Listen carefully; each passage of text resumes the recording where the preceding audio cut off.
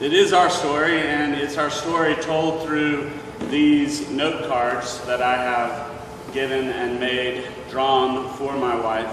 Now, I've only done 12 to date, so the story continues, and I had to throw in a few other things as well, so I thought I would talk more about my art.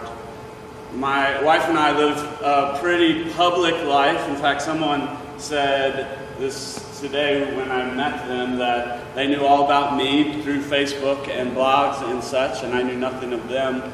And some of you may have seen some of these cards on Facebook, but it's not all public. You don't get to read what's in it. Now, this is in here because my wife said a nude would get people's attention.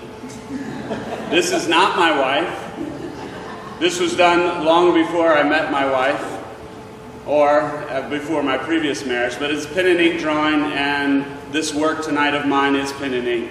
This is another one of mine that's not a part of the art cards that I've done for her, but what I want to point out with this is the use of words. Words are an important part of my art. Words themselves are abstract. There's no relation between chair, the word chair, and actual chair. Another pen and ink drawing of mine. We'll have a close-up in a second. All of the shading, most of the shading done here is through words and dates. This is Westminster Cathedral in London, and then the shading that is done is dates of church history. A close-up here, you can get a closer look at how I did this. This is it's a 12 by 17 piece, so it's a large pen and ink. Love working in pen and ink. You put down ink, and there's no taking it back, and so you just keep going. That's one of the things I love. So the cards start. This is the first card that I gave my wife. It was a thank you card from we had just met a little over a year ago, and it was thank you for a birthday present that she had given me. And in this card, we had begun to get to know each other, and I told her I knew that she wasn't afraid of the dark, which will come up later. Second card, several months later. This is again a picture of her, and we had gotten to know each other quite a bit at this point, and I realized that I was deeply in love with Robin, and that's what one of the things said. Robin told me that she didn't like flowers. She didn't like to have something dead given to her, something that would die. So I drew her flowers, and there's some Greek and Hebrew words in there as well. And so again, words play an important part. This is titled "Out of the Woods." It's a song. The song lyrics are the words behind it. And the idea for us is that we are walking out of the darkness and the struggles of our past, and we are walking out together and walking towards the light together. And our story is one of hope and redemption. It ended up being the thumbnail sketch for the painting that I gave to her for Christmas. This is a 6 foot by 2.5 foot painting, and it is light overcoming the darkness. And again, as a close-up, I'll show that there are words that play a part of what I did there. And it's not so much about can you read it or what it says, but instead it's about the texture and the shapes and what they express.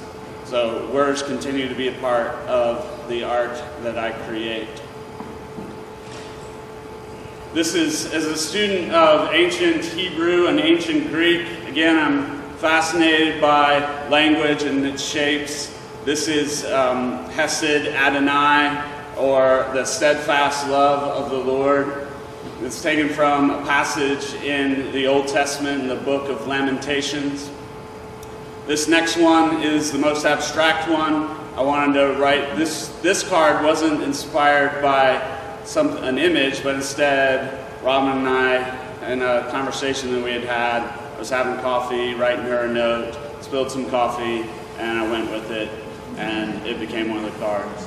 This is probably my favorite and our favorite of them all. It was on the bulletin cover for our wedding. I titled it One Flesh, and as you see the two of us coming together there in marriage is a picture of what I'm depicting. And again, if you look closely, more words. So the passage from our wedding from the book of Hosea is the background, and I left out the space to spell beloved, because this is about my beloved.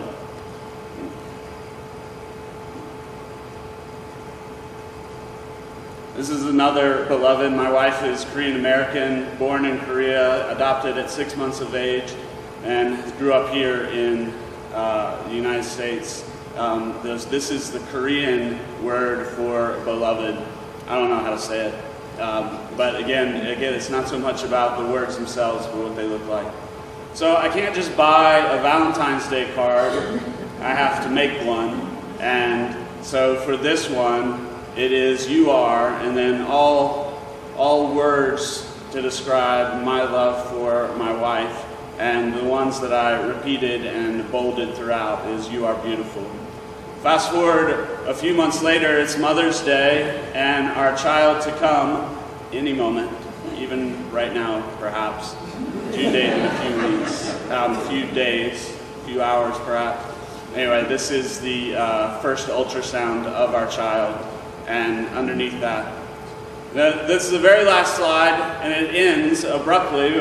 Our child has not yet gotten here, and there is no ending to the story. The cars will continue to come, and the story continues, as does our lives together with my beloved.